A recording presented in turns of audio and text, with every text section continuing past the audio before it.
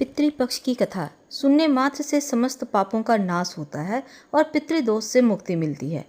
यह केवल एक कथा नहीं बल्कि पूर्वजों के आशीर्वाद को प्राप्त करने का दिव्य माध्यम भी है। श्रद्धापूर्वक अगर आप सुने तो जीवन के सभी संकट दूर होते हैं, सुख समृद्धि के दरवाजे खुलते हैं। चलिए सुनते हैं कथा। एक बार भगवान विष्णु और माता लक्ष्मी क्षीर सागर में शेषनाग की सैया पर विश्राम कर रहे थे।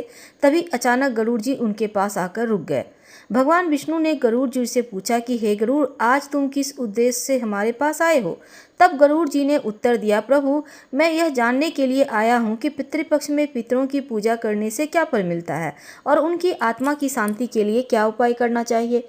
तब भगवान विष्णु कहते हैं, हे गरुड़ देव, तुमने यह प्रश्न पूछकर पूरी मानव जाति का उद्धार कर दिया है, क्योंकि जो व्यक्ति अपने पितरों को प्रसन्न और संतुष्ट करता है उसके सभी दुख समाप्त हो जाते हैं। जो लोग पितृपक्ष में अपने पितरों की पूजा करते हैं उनके पितृ उनसे बहुत प्रसन्न होते हैं। लेकिन इस प्रश्न का उत्तर देने से महत्वपूर्ण यह है कि मैं तुम्हें एक कथा सुनाना चाहता हूँ।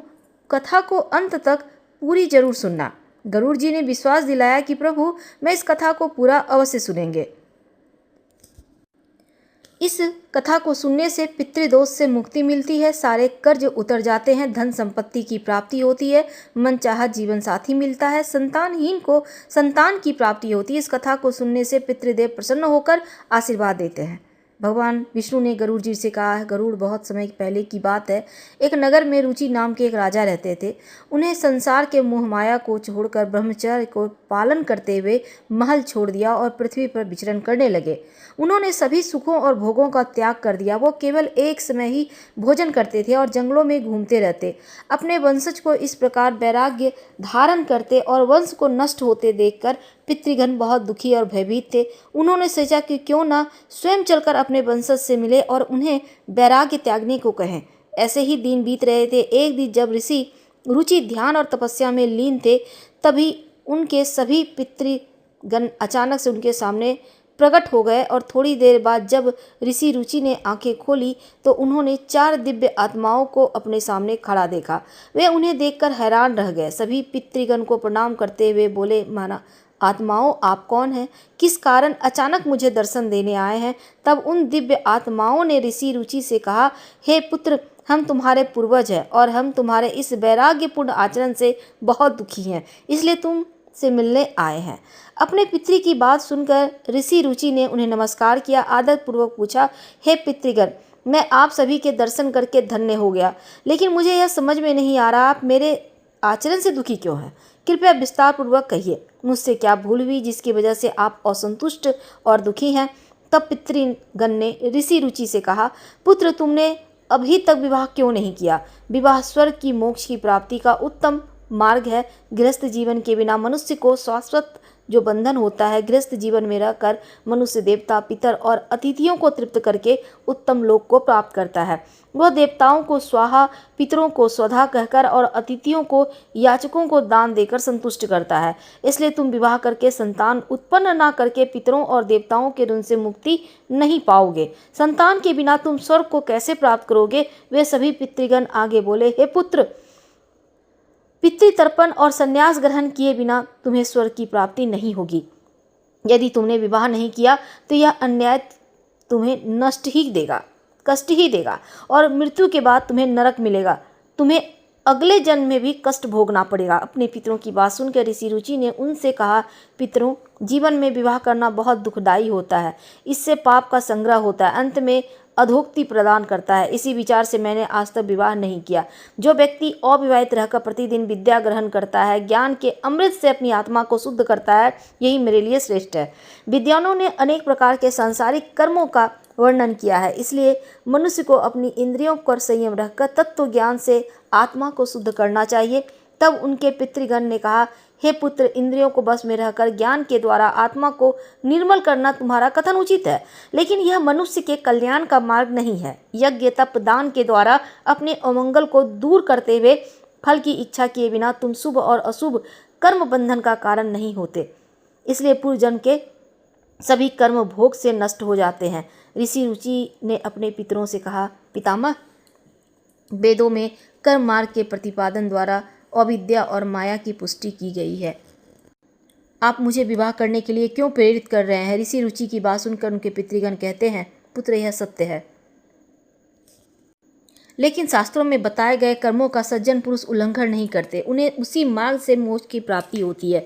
शास्त्रों में पुरुष को विवाह करने की आज्ञा दी गई है, क्योंकि विवाह न करने पर मुक्ति नहीं मिलती, संतान के बिना मोक्ष नहीं मिलता और संतान द्वारा किए गए श्राद्ध कर्म से ही मोक्ष की प्राप्ति होती है।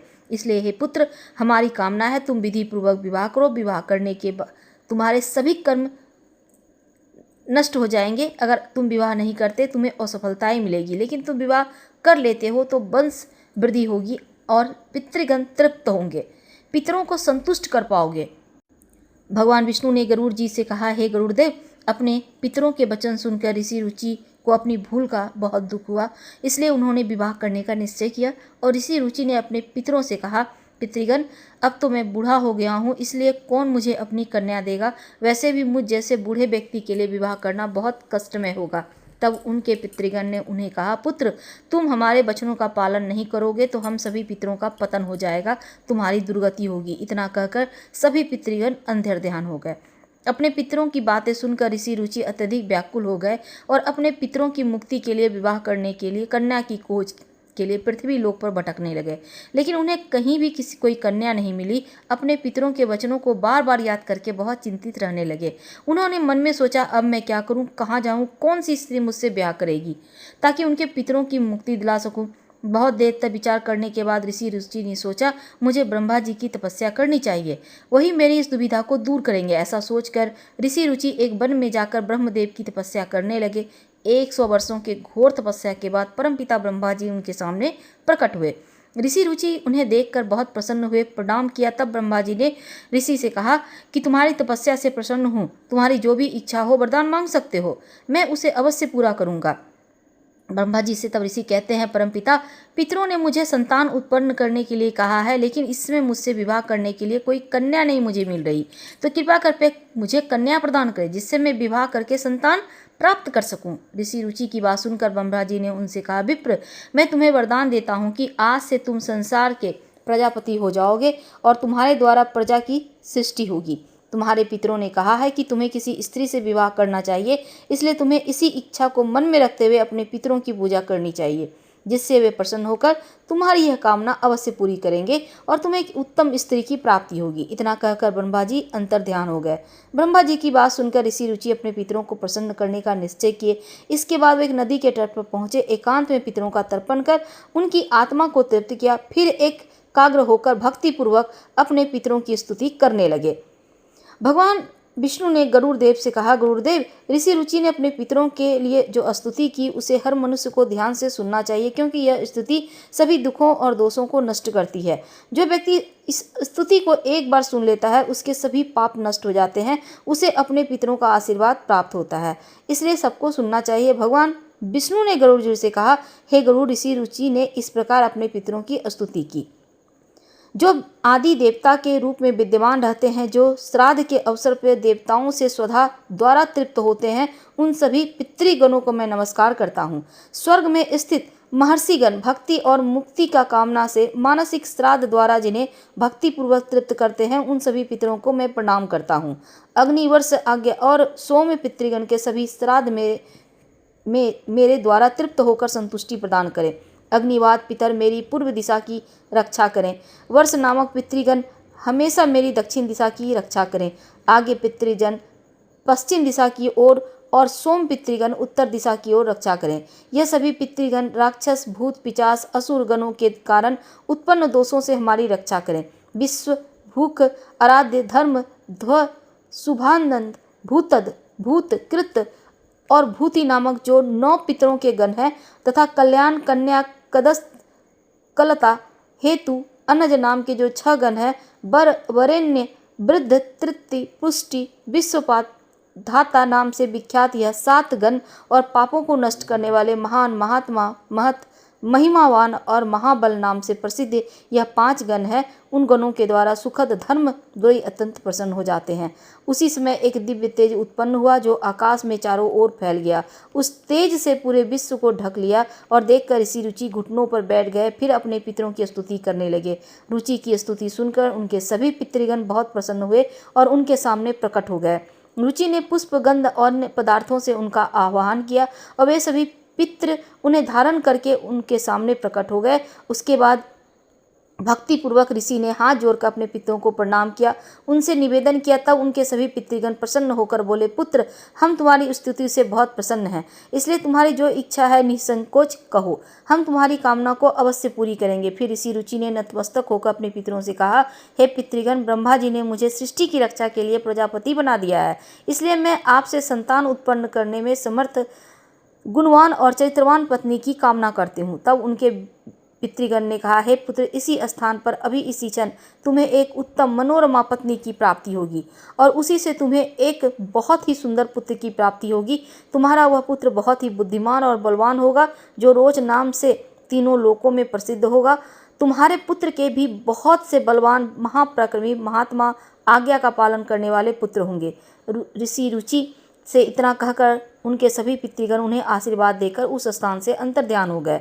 पितरों के अंतर्ध्यान होते ही उनकी कृपा से उसी समय उस नदी के बीच में एक बहुत ही सुंदर मनमोहक कन्या उत्पन्न हुई। एक अप्सरा ने ऋषि रुचि से कहा, मैं आपको उस सुंदर मानिनी नामक कन्या को आपकी पत्नी के रूप में प्रदान करती हूँ। आप इस कन्या से विवाह करें। इस विवाह से आपको एक सुंदर बुद्धिमान मनु नाम का पुत्र प्राप्त होगा। फिर प्रजापति रुचि ने अप्सरा कन्या से विवाह किया। इस प्रकार ऋषि रुचि ने अपने पितरों को प्रसन्न करके विवाह के लिए कन्या प्राप्त की और अपने वंश को आगे बढ़ाया। भगवान विष्णु ने गरुड़ जी से कहा, चलिए अब हम आपको पितरों को प्रसन्न करने के उपाय भी बताते हैं विस्तार से। मनुष्य के अपने जीवन में पितृदोष समाप्त करने के लिए, पितरों की कृपा प्राप्त करने के लिए बहुत जरूरी है कि पितरों को प्रसन्न करने के लिए कुछ विशेष अनुष्ठान, तर्पण, धार्मिक कार्य का पालन करना आवश्यक है। मुख्य रूप से तर्पण का अर्थ है तृप्त करना, संतुष्ट करना।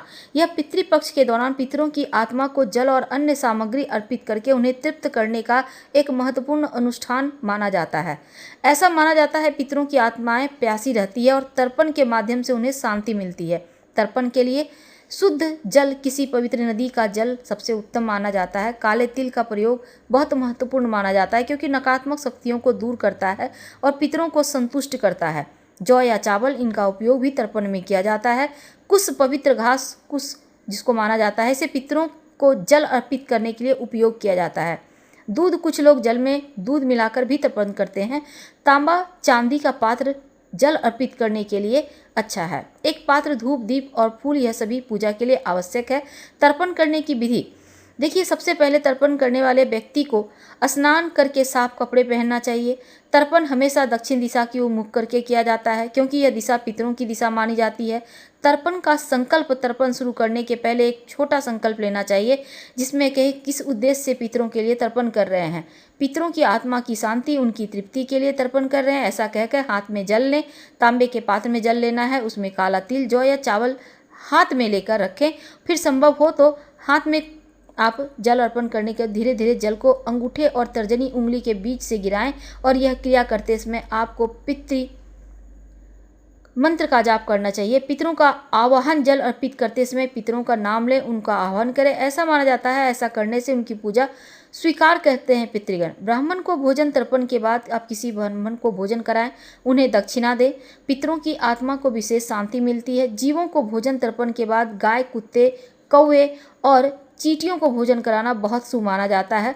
ऐसा करने से पितृ तृप्त होते हैं, प्रसन्न होकर आशीर्वाद देते हैं।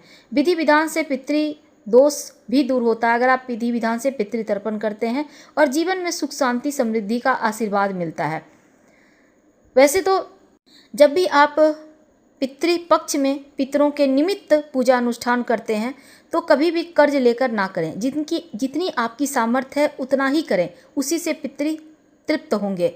और तृप्त करने, शांति प्रदान करने के लिए भोजन, जल और अन्य सामग्री भी अर्पित की जाती है।